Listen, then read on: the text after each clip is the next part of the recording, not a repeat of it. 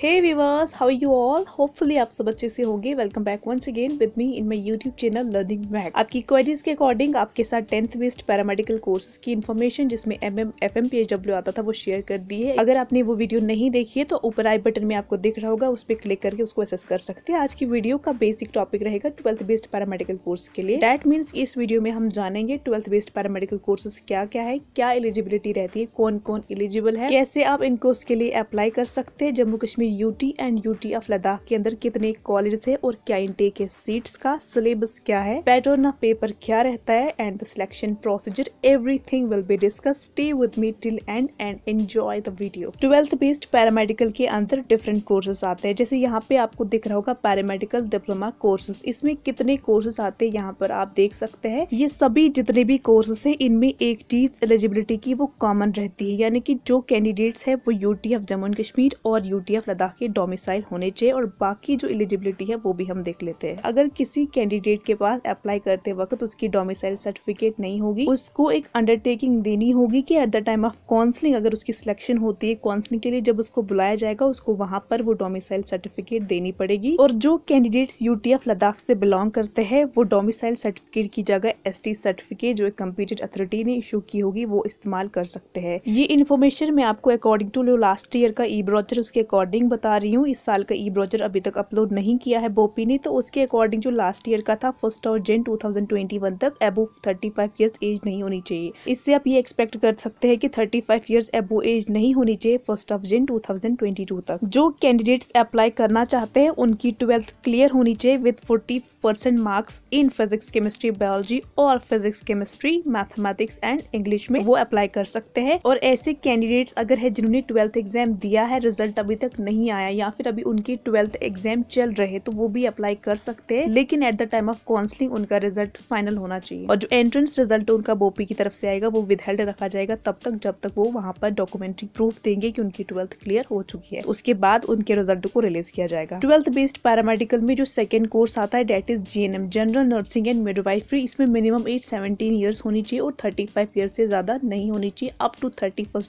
दिसंबर 2022। बाकी जो एलिजिबिलिटी की कंडीशन है वो सेम ही रहेगी। 35% रिजर्व्ड कैटेगरी कैंडिडेट्स के लिए होने चाहिए pass marks and 40% for the open merit. इसके अलावा जो भी कैंडिडेट्स लेटरल एंट्री के थ्रू GNM कोर्स के लिए अप्लाई करना चाहते हैं उनके लिए जरूरी है कि उनके पास FM PHW में जो कि 10th बेस्ड पैरामेडिकल कोर्स है या MM PHW में या फिर ANM कोर्स में डिप्लोमा होना चाहिए जो कि रजिस्टर्ड होना चाहिए JK पैरामेडिकल नर्सिंग काउंसिल के साथ। वो एलिजिबल हो जाएंगी तब GNM कोर्स में अप्लाई करने के लिए। और इस कोर्स के अप्लाई करने के लिए वो रजिस्टर्ड ANM होनी चाहिए 40% मार्क्स के साथ, मेडिकली फिट होने चाहिए। और जो थर्ड कोर्स है 12th बेस्ड पैरामेडिकल का वो है ANM कोर्स, और इसमें भी एलिजिबिलिटी सेम ही रहती है जैसे कि GNM की। Minimum age 17 years and not above 35 years. अब इम्पोर्टेंट चीज है कि ये जो यहाँ पर पैटर्न रहता है पेपर का वो सिंगल पेपर होता है, 4 sessions, physics, chemistry, biology and English. और टोटल मार्क्स आप देख सकते हैं कि हर एक सब्जेक्ट में अलग अलग मार्क्स होते हैं। One more important thing to discuss about is fee structure. 12th based paramedical courses के लिए गवर्नमेंट एंड द प्राइवेट में फी किस तरह से रहती है। पैरामेडिकल डिप्लोमा कोर्सेज GNM और ANM के लिए जितने भी गवर्नमेंट कॉलेजेस जिनको मिलता है उनको ज्यादा फी नहीं देनी पड़ती। जो लिटिल बिट एडमिशन प्रोसेस का क्राइटेरिया रहता है उसके अकॉर्डिंग देनी पड़ती है। जितने भी पैरामेडिकल डिप्लोमा कोर्सेज है उनके लिए 6000 पर ईयर के हिसाब से फी रहती है, जबकि GNM कोर्सेज के लिए 9000 पर ईयर के अकॉर्डिंग फी रहती है। Syllabus is one of the important part हर एक एग्जाम का। तो यहाँ पर 4 सेशन है। English is there,